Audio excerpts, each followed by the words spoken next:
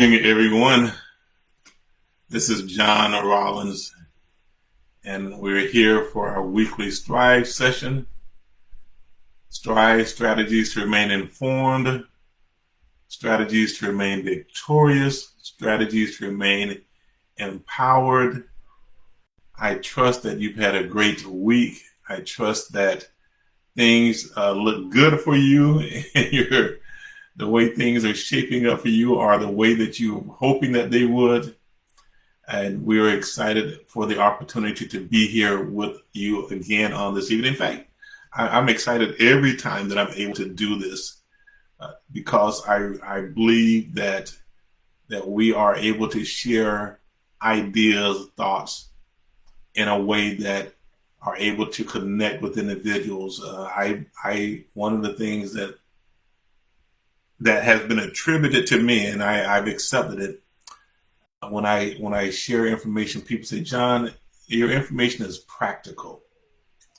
You deliver it in a way that it makes sense," and I'm grateful for that. I really hope to give information that is applicable to people in their current situations. Sometimes we have information that's introduced to us, and it's over our head. I mean, the information may be powerful, it may have the ability to impact, but it's not always something that people can grasp. And so what I try to do, and what I believe my gift, I believe that it's something that God has allowed me to do, is to be able to relate. I'm grateful for that. So I'm appreciative of the opportunity to be here to share this information with you. You see the topic for tonight: stowaways and freeloaders.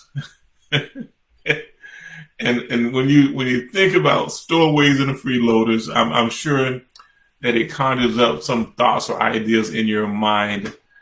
So let's talk about it. And here's what I'm going to ask you to do. I want you to imagine with me that you are getting ready to go on a vacation. And I mean, this is the vacation you guys have been waiting for the entire year for this vacation. I mean, all the children are excited. And when we say a vacation, we're talking about the family vacation, not just the husband and the wife or the parents and the kids. I'm talking about the vacation. The grandchildren are there. When many years ago, I would imagine probably in the late 90s, early 2000s, my family and my mom and dad, my siblings, our children, and the nieces and nephews, we would plan annual trips, and we had some of the most fun times. And there's one that just stands out in my memory, and I believe some of the other family members they enjoyed also. But we took about 30 people up to Gatlinburg, Tennessee. We rented a chalet for the week, and we went fishing. We did barbecues. We did travel. Went to Dollywood. I mean, we just had a great time cooking breakfast, cooking dinner, celebrating birthdays. So when I say a vacation, this vacation that I want you to imagine that this is the ultimate vacation. You've been talking about it all year. You've been planning for it all year. So you've already planned out what you're going to do. Money is not an issue. You have everything in order for this vacation to be one for the ages. And so you get everything. You're going to rent a luxurious RV that you will use to travel, and everybody can ride safely together. You can bring everybody on board. So you get everything packed the night before. You have all the luggage, you have all the supplies, you have all the games, everything that you're going to need for this vacation. You pack it the night before. Everybody turns in and they get a good night's sleep. They wake up the next morning. Everybody wakes up and their good mornings are cheerful, and there's energy and excitement and enthusiasm. You can just kind of sense it. The coffee permeates the entire house, and boy, you wake up and you smell that coffee. You look at the toast. The toast is perfectly golden brown. The fruit, the orange slices are juicy. The apples are crisp. I mean, it is the perfect scenario. I mean, nobody's arguing about the restroom time. Everybody is cordial. You all get in the vehicle. Everybody leaves on time. I mean, even the pets seem like they're excited. This vacation, it is the perfect scenario. And so you travel. The traffic is perfect. The weather is ideal. I mean, you every now and then you pinch yourself because you say, "Man, I just want to make sure that I'm not dreaming. This thing is going on. It's going on better than I could have ever imagined." You travel without any incidents. You arrive there. I mean, there was laughter in the background. Everybody's playing games and they're interacting with each other. They're engaging. You arrive to your destination. Everybody unpacks. Everybody lends a hand, and you don't went through several layers of luggage and several layers of supplies. And then you get down to the last layer, and you notice that there's a family that has accompanied you on your journey. Now this family, they don't take up a lot of room. They didn't want to be noticed. They in fact they tried to conceal themselves, but you saw them. Now let me just describe this family. This family, they're furry, pretty much a black coating of black fur, but they have a white strip down the back. So I think you kind of see what this family looks like. So you're in the area where you were packing the luggage. You find this family, and you have stowaways, and they don't want to be disturbed. They want to stay there. They don't want to. When you start to disturb them, they start to make a big mess out of things. They let you know, I didn't want you to notice me, and I don't want you to bother me. They stowed away on your trip, and now they are about to shake everything up. So imagine for us that there are some things that are inside of our systems that we stowed away. It doesn't bother us. They try to be quiet. They don't bring a lot of attention, but they're there. And then when we go to address it, it brings a level of discomfort that disrupts the entire environment. Okay.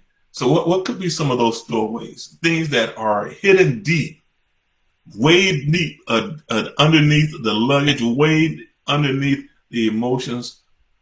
You have some memories that you don't talk about much, but it's stowed away. You have some emotions that are there. They have kind of been concealed. They're kind of inconspicuously kept out of awareness. You don't think about it much, but it's there. Maybe some of us are storing away some unforgiveness. Someone hurt us, and when they hurt us, I mean they hurt us deep. I heard somebody say, I think it was Bernie Mac, and they cut us to the white meat. They hurt us really badly, and we haven't forgiven them. We know that we should forgive. We know that it's not doing them as much damage as it's doing us, but we've allowed it to store away. And then we go about our day, and we're acting as if everything is okay.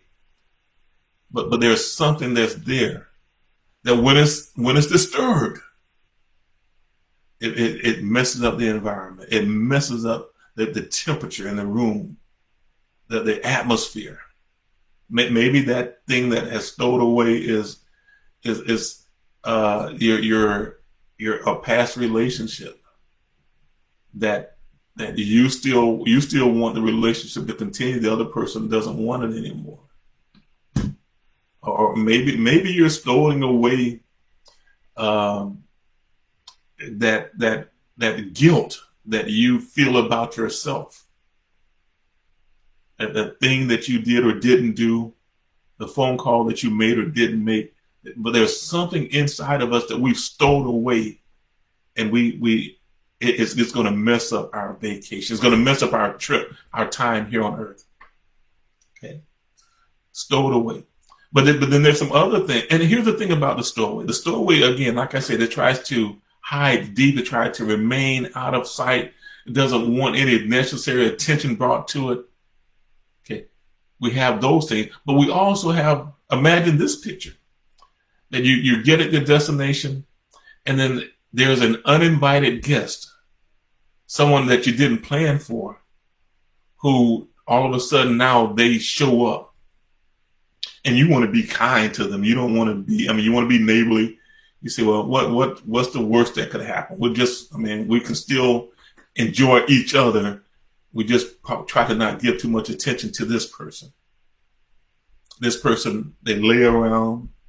They don't participate in anything. They still eat everything. They occupy space. They occupy time, but they do nothing to contribute to making your time enjoyable. Okay, they freely load or put their load on you. A freeloader, someone who is giving you their load all at your expense. Someone who is not contributing to your the best version of yourself.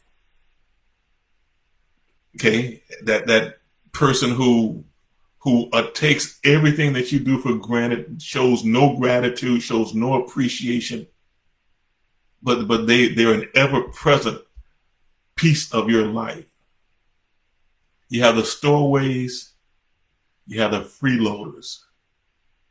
Either one are making an impact on our lives. And you have to be careful how you deal with it, because you can't just get rid of them in many cases unless you follow a process. That freeloader could be your in-law, and I'm just saying, kind of figuratively. It could be someone who's more important to another person than they are to you, and so you don't want to just upset that other person. So you may have to try to figure out how you can tolerate or you can endure that person's presence, but you don't have to allow them to detract from the enjoyment that you have or that you want out of life. You can do something about your stowaways. That family that I talked about earlier, yeah, they left a mess when they discovered, they left a mess, but you can actually get them out, and then you can safeguard the next time as you're preparing to make sure that you don't find them again, kind of just hiding out on your trip. The freeloader, you can have a conversation. You can set up some expectations. You can say, look, I don't mind you being a part of this journey, okay, but I will not allow you to suck all the energy, all of the attention from our unit, who we are, what we represent. So if you're going to stay here, okay, you have to stay here under these conditions. And then you lay out what the expectations are. Okay. In our lives, we have some stowaways, we have some freeloaders, but there are things that we can do to try to make sure that they don't disrupt the time that we spend here on earth, that we still have that wonderful vacation, this journey of our time while we're here. All right. I really hope that made some sense to you. We're talking about strategies to remain informed, strategies to remain victorious, strategies to remain empowered. All right. Hey, this is John, and I love this part of our time together. If you've not had someone to come into your life and to affirm your greatness, to remind you of just how powerful you are, how awesome you are, to share with you repeatedly the difference, the positive difference that you make in their lives. I want to be the person to share with you that on today, tomorrow, and forever, you are important. All right. Hey guys, this is John. We'll hopefully see you all next week. All right. Be blessed. Be safe. Bye.